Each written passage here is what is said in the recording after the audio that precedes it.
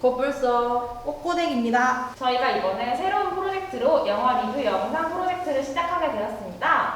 오늘 그래서 첫 번째로 찍을 영화가 무엇이죠, 꼬꼬댁 씨? 네, 오늘 첫 번째로 찍은 영화는 2019년 9월에 개봉한 다큐멘터리 영화 애운길입니다. 네, 애운길은 이옥선 할머님께서 화자로 등장해서 나눔의 집을 배경으로 피해 생존자들의 일상을 고즈넉하게 담아낸 영화입니다.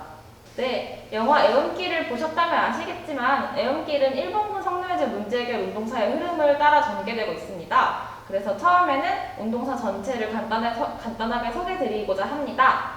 네, 근데 30년의 운동사가 너무 장대하고 복잡하여서 영화에 직접적으로 언급되는 사건과 언급되지 않았더라도 꼭 언급하고 싶었던 사건들만 추려서 말씀을 드리고자 합니다. 네, 먼저 1990년에 정대협이 출범합니다. 1990년 11월 16일 31개의 여성단체와 개인이 모여 한국정신대문제대책협의회 정의기억연대의 전신인 정대협이 출범하게 됩니다. 이전에도 일본군 성노예제에 대한 연구와 문제제기는 산발적으로 진행되었지만 사회운동으로까지 진행된 것은 아니었습니다. 1980년대 말부터 윤정욱 교수와 같은 연구자들과 교회 여성연합회가 한국여성단체연합을 통해 함께하게 되면서 본격적인 사회운동이 시작되었습니다. 1991년 8월 14일에는 김학순 할머님께서 한국 최초로 기자회견을 통해 직접 증언을 하셨습니다. 피해 생존자가 직접 나섰다는 점에서 한국 사회에 엄청난 파급력을 가져왔고 일본군 성노예제 문제 해결 운동은 추진력을 얻게 됩니다. 피해 생존자들을 찾기 위한 활동가들의 노력의 결실이자 뒤이어 자신의 피해를 신고한 다른 여성들의 용기의 마중물이 되었습니다. 그리고 1992년에는 정기 수요 집회가 시작되고 나눔의 집이 개소하였는데요.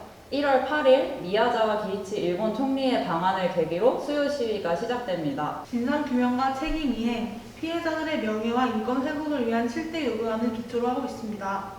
수요 시위는 이후에 단 한 번을 제외하고 하루도 빠짐없이 매주 수요일마다 진행되었고 2020년 9월 30일 기준으로 1459차까지 진행되었습니다. 그리고 같은 해인 1992년 6월 나눔의 집 건립추진위원회가 결성됩니다. 모금운동을 통해 10월 서울특별시 마포구 서교동에 영화 애운길의 배경이기도 하죠. 나눔의 집이 문을 열게 됩니다. 8명의 일본군 위안부 피해 생존자가 입소했습니다. 1993년은 고노다마가 진행되었고 정부 차원의 피해자 등록이 시작된 해입니다. 1993년 6월에 일제하 일본군 위안부에 대한 생활안정지원법이 제정되었습니다. 정부 차원의 피해자 등록과 지원이 시작되었죠. 이는 일본군 성노예제 문제 해결의 운동의 결과 중 하나라고 할 수 있습니다. 1993년까지 153명의 피해자가 등록하였고 이후 2006년까지 해마다 1명 내지 15명씩 등록이 되었습니다. 2012년에는 2명이 등록하였고 2013년과 2014년에는 각 1명을 마지막으로 새로운 등록이 되지 않았습니다. 등록된 사람은 총 238명입니다. 2020년 8월 31일 기준으로 생존자는 현재 16명입니다. 그리고 1993년 8월 당시 일본의 관방장관이었던 고노 요헤이 장관이 일본군 위안부에 대한 일본군과 군의 강제성을 처음으로 인정하고 사죄의 뜻을 밝혔습니다. 물론 이에 따른 배상 등 후속 대처가 미비했기 때문에 제대로 된 사죄라고 볼 수는 없지만요. 1996년에는 유엔 인권위원회에서 쿠마라스와미 보고서가 발표됩니다. 유엔 인권위원회는 전쟁 중 군사적 성노예 문제에 관한 조선민주주의 인민공화국 대한민국 일본 조사보고서 일명 쿠마라스와미 보고서를 통해 일본군 성노예제에 일본 정부의 국제법상 책임이 있음을 명시했습니다. 유엔 인권위원회는 1994년 3월 4일 제50회 회기에서 여성의 권리를 유엔의 인권 메커니즘에 통합하는 문제와 여성에 대한 폭력의 제거라는 제목으로 살인, 조직적 강간, 성노예제, 모든 종류의 성적 학대와 여성에 대한 착취 등의 여성폭력의 원인과 결과를 조사하기 위해 특별 보고관 제도를 신설하였는데요. 스리랑카 변호사인 라디카 쿠마라스와미가 임명되어 보고서를 맡게 된 것입니다. 보고서의 내용은 용어의 정의, 역사적 배경, 피해자 증언, 각국 정부의 주장과 도덕적 책임, 문제 해결을 위한 권고를 포함하고 있습니다. 특히 용어의 정의 면에서 성노예제라는 용어가 국제적으로 사용되는 데 큰 기여를 했다는 의의가 있습니다. 그리고 1998년에 일본은 일본군 성노예제 피해자들에게 법적 배상이 아닌 민간 모금만을 지급하기로 했습니다.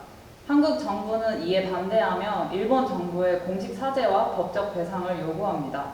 2003년에는 한일 양국이 과거사 청산 없이 새 관계를 논의하게 됩니다.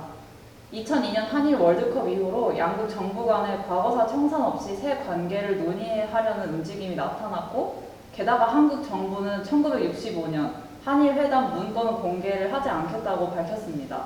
애운길에도 할머님들께서 신나게 월드컵 응원을 하시는 장면이 나오다가 바로 뒤에 한국 정부의 문건 공개 거부 결정에 항의하며 국적 포기 신청을 하는 장면이 나옵니다. 물론 거부당했지만요. 2007년 일본계 미국인인 마이클 혼다 의원의 주도로 미 하원에서 HR 121 결의안이 통과됩니다. 미 하원 결의안이라고도 불리는데요.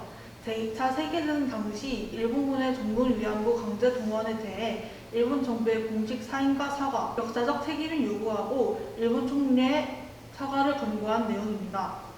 법적 강제성은 없지만 이용수 할머님의 증언, 재미동포와 미국 시민사회 연대로 일궈낸 국제적 공로다라는 의의가 있습니다. 그리고 2011년에는 헌법재판소에서 헌법소원 심판 청구 부작위 위헌 판결이 나왔습니다.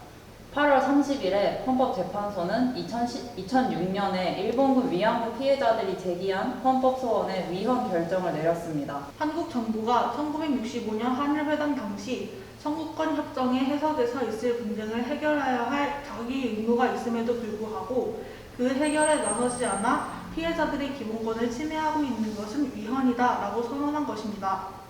한국 정부가 문제 해결에 나서지 않은 것은 피해자들의 기본권 침해라는 뜻이지요. 한국 정부에도 문제 해결에 책임이 있음을 똑똑히 했습니다. 2015년 12월 28일에 한국과 일본의 외교부 장관 사이에서 이루어진 일본군 위안부 문제에 대한 합의가 있었습니다. 한일 양국은 해당 합의를 통해 일본군 성노예제 문제는 최종적이고 불가역적으로 해결되었다고 밝혔습니다. 피해자들의 의견이나 수요시위 7대 요구안 등 피해 생존자, 활동가들의 의견은 하나도 반영하지 않은 채 졸속 합의를 체결한 것입니다.